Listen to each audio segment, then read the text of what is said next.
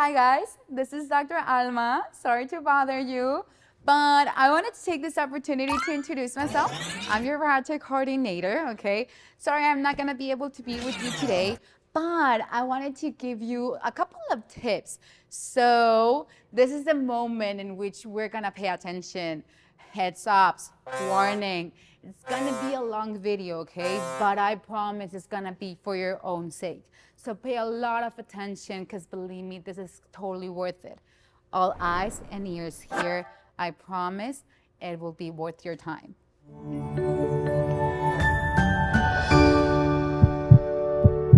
And congratulations on having your surgery and having your parent swallow test already. I hope everything went well and you got that shocky sensation out of your mouth already, okay? I want to take this opportunity to give you a couple of tips on what to expect after surgery, but most importantly, 3 things that will be basically saving your life from now on, okay?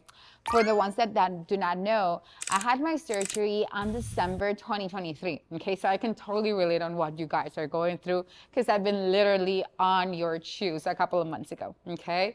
So guys, 3 tips. The first one, listen to your stomachs. Why? Remember that whenever we do this type of surgeries, since we manipulate your stomach a lot, you guys are gonna have inflammation in the remaining stomach. Why? Because we took off a huge portion out of it. So it's totally normal and expected to feel that inflammation. And that inflammation will be totally different between all of us. And that's the reason why you're feeling like this pressure in the middle of your chest, like some cramping, some discomfort, but mainly is this false restriction whenever you're drinking a little bit too fast, or that you forgot you had the surgery and you gulp it a little bit and you felt that restriction. That, guys, is the inflammation after surgery. It's not the surgical restriction. Because the restriction you got from your surgical date, it's meant only for solids. So this false restriction you're feeling right now with your liquid intake, it's caused by the swelling. It's due to the inflammation. And that's the reason why it's different between all of you. Because I know that probably you're already comparing yourselves, asking yourself like, well, damn, she can drink a lot faster than I can. Why? Is that because my pouch is way bigger? It's because my pouch is way smaller? That's not how it works. It's the amount of inflammation that each one of us develops, okay? But on average, this inflammation will take around 6 or 7 weeks for it to completely disappear. Keyword, completely. Because I promise what you're feeling right now will not carry on for those 6 weeks, okay? But you will notice that little by little, this inflammation will start getting a lot better for you, okay? You can compare yourselves already from the first couple of hours post-op and right now. Things have gotten a little bit easier on you.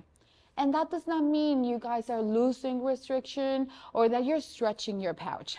No, no, no. It means you're relieving that swelling. It means you're getting rid of that inflammation. And that's exactly what we want. So that means you're healing, guys. And that's a great thing to do. But this also means that that limit of knowing how fast is too fast or how much is too much at a time will be changing on a daily basis. Reason why, my first recommendation to you guys will be listen to your stomachs, okay? Because fortunately, even though this is gonna be a quite interesting learning curve for the next couple of months, you have your teacher with you 24/7. And by your teacher, I mean your stomach. Because every time you put anything on your mouth, your stomach will guide the way, letting you know, ooh, you're going too fast, slow down. Oh, this flavor, it's definitely not agreeing with me, okay? So from now on, you need to listen in what your stomach is telling you and what your teacher is telling you. Because believe me, if you don't, this teacher will become a really nasty boss and the type of boss that screams constantly. And by screaming, I mean vomits. And we definitely don't want to go there, okay? So guys, tip number 1, listen to your stomachs. Remember, he, she is the boss, okay? Tip number 2 and number 1 priority. Your hydration levels is the key for this recovery process, okay? Why? If you guys are hitting the 64 ounces or 2 liters of liquid each day, the inflammation in your stomach will disappear a lot sooner, okay? On the other hand, though, if we start getting behind those 64 ounces of liquid intake each day, that inflammation in your stomach will not disappear. It will actually start getting worse. And if we have more inflammation inside our stomachs, that'll make it harder for us to continue drinking, leading us to dehydration. And every time we are dehydrated, that inflammation triples. Okay, so it makes it harder for us to continue drinking, and that causes us to go to more inflammation. So we enter this very dangerous vicious cycle in which we cannot drink, we keep getting dehydrated, and worst of all, we keep getting tight from the inside of our stomachs. Try to use your imagination. Imagine that this is your stomach, but look at it from above.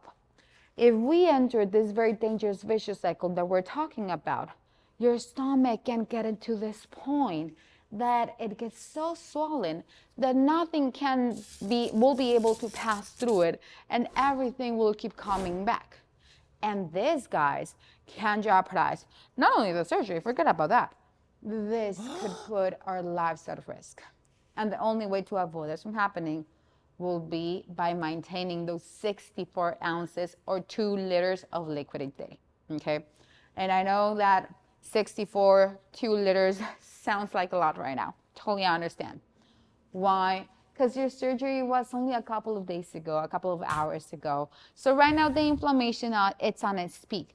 And that's the reason why it's harder for you to get there, okay? But no worries. There's no pressure.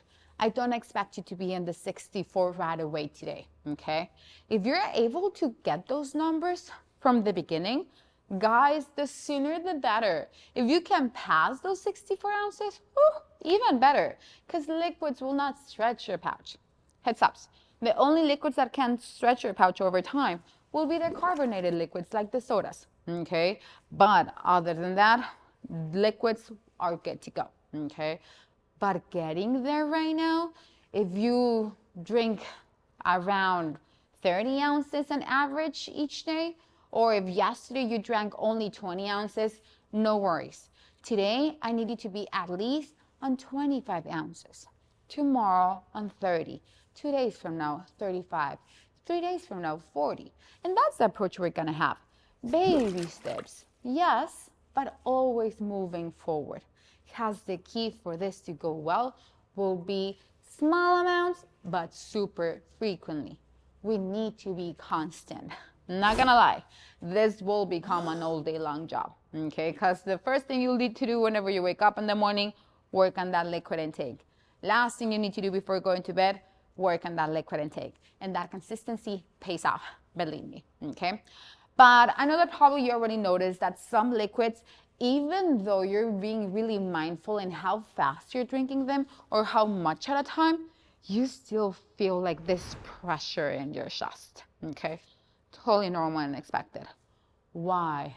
The inflammation, it's susceptible to flavors, it's susceptible to temperatures, and it will be susceptible to textures, okay? Flavor-wise, depends on each one of us, because each one of us is entirely different. For example, plain water. For most patients, plain water, it's hard to drink. Even though you're sipping on it, it can come super heavy on your stomach and it hurts. Why? Because of its flavor. So if we switch that liquid that our stomach it's not liking, it will have a huge impact on how easy it goes down, okay? Example, if we add some lime to it, some tea to it, some electrolytes to your plain water, that'll make it a lot easier for you to drink it without any type of discomfort, okay? But I need you playing with different type of liquids, with different flavors. Which ones? You can definitely have coconut water. You can have decaf green tea. You can have herbal teas. Play with those flavors, okay? But the number one liquid we cannot afford staying behind on will be electrolytes. Why? Electrolytes will give us quality in our drinking. And right now, we do need that quality element in our diet. Because, come on, guys, you're barely eating any calories at all, and you're healing from gastric surgery. So we for sure need that quality element. And the way to do so will be by drinking electrolytes. Which ones? It could be daylight drops. It can be electrolyte zero. It can be Pedialyte, or it can also be the liquid IV powder. There's a zero version for that. You can also have the prime powder, the crystalite drops, or even Gatorade Zero, Powerade Zero, Propel Water, Vitamin Water. Right now, I don't mind. Heads up though, this is not Dr. Alma telling you to drink Gatorade as your first option. No, no, no, okay? But you can drink it if your stomach is not liking the healthier options, because it's just a matter of time for you to tolerate better the healthier options, okay? But we need you to try to go through this trial and error situation. So play with the different type of brands of electrolytes. Play with the different flavors in between the brands or different concentrations, because sometimes the electrolytes might be a little bit too sweet, or you might notice that the broth is too salty. So if that's the case, guys, take a bottle of water and water them down. Dilute them. How much? It does not need to be half and half. It could be most of it water and just a little bit of electrolytes, or the other way around. Most of it electrolytes and just a little bit of water. Definitely your call. Well, no, scratch that. Your stomach's call, okay? Because believe me, you don't have anything to say on this matter. But once again, the only way of knowing what will suit you better will be by going through this trial and error situation, okay? Same will apply with temperatures. For example, for most of you, mainly the ice cold liquids or the temperatures really low might agree better with your stomachs. But maybe for some of you, warmer temperatures or room temperatures might be more tolerable. Which one is indeed your case, guys? Unfortunately, I have no idea, because what worked for me might not work for you, okay? But the only way of knowing will be by going through this trial and error situation. So remember, guys, I need you trying, because heads ups, whenever you move on to your diet stages, even the slightest change in the textures, not only on your solids in the near future, but with your liquids as well. For example, the protein shakes, you will notice that at the beginning, drinking them or eating this new texture will be a little bit challenging at first. You will feel the discomfort, and that's totally normal. Why? Inflammation all over again. Use your imagination, guys. Try to picture that this is your stomach, looking at it from the front now, okay? Your stomach used to be like this, entirely full, but we removed 70, 80% of it. So right now, it should be like this. But it's not, guys. My stomach, several months post-op, is like that. But your stomach at the moment, it's swollen. It's inflamed. So right now, your stomach, it's working like a very narrow funnel. And if you try to force thicker consistencies to that very narrow funnel, whew, you're gonna feel them sitting down over here and passing through quite uncomfortably, okay? But if you secure those 64 ounces or 2 liters of liquid each day, this narrow funnel effect will start disappearing. Why? As that inflammation continues to get better, those thicker consistencies will be able to pass through your stomach a lot easier, okay? So, guys, basically what I'm telling you, it's your second and most important tip: make sure your hydration levels are on spot. Because believe me, if your liquid intake is on spot, this recovery process will be like a walk in the park. You're not gonna even feel you had the surgery.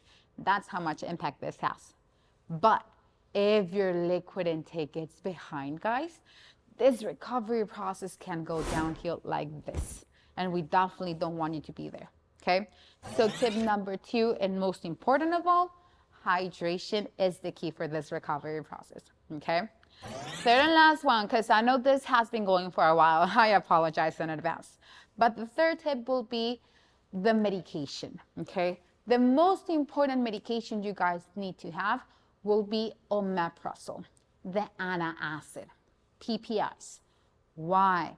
This inflammation I've been rumbling a lot about increases your acidity production, meaning just by having your surgery, your acid levels will build up, specifically in the first 2 months post-op, because that's whenever your inflammation is on its peak, okay? And for this reason, we ask you to stay with the antacid for 2 complete months, meaning 8 weeks, so that we can get you covered in that very susceptible moment of inflammation, those 7 weeks, okay? So guys, make sure to take your antacid treatment each day. Even though you're not having any heartburn symptoms, any burning sensation, any backflow, I don't mind. The antacid, it's part of our healing process, and we need to view it as that, okay? So please make sure to take it each day, 2 complete months at least, no exceptions, okay? I will even recommend you to take it first thing you do whenever you wake up in the morning. If your regular schedule starts at, let's say, 5 a.m. in the morning, don't wait till 8 for you to take the antacid. Take it as soon as you wake up, and then you can just rest 15 minutes in between the rest of the medications, okay? But antacid and an empty stomach will work even better, okay? So guys, this is it. So sorry for keeping you waiting this long, okay? But I really wanted to give you those 3 things that are super important for your recovery process. And believe me, if you do those 3 tips each day, this will be an easy peasy recovery process. So remember, listen to your stomach. Hydration, number 1 priority. Antacid each day, 2 complete months, no exceptions. And guys, you got this recovery on the back, okay? No worries, we're gonna be in touch. We're gonna call you next week. We're gonna call you in 2 weeks. We're gonna send you a lot of emails. This is just so we can make sure that you guys are doing well and recovering nicely. But of course, if you have any questions, don't hesitate to let us know, okay? You already know Lucia in the nutritional department, so any nutritional concerns, address them to her. Medical concerns, I'll be part of your team. So just send us an email to followupphysician@obesitycontrolcenter.com, and we'll definitely help you with your concerns as soon as possible, okay? So guys, this is finally it. We're super excited for your journey, and we really hope that you guys had enjoyed your staying here with us.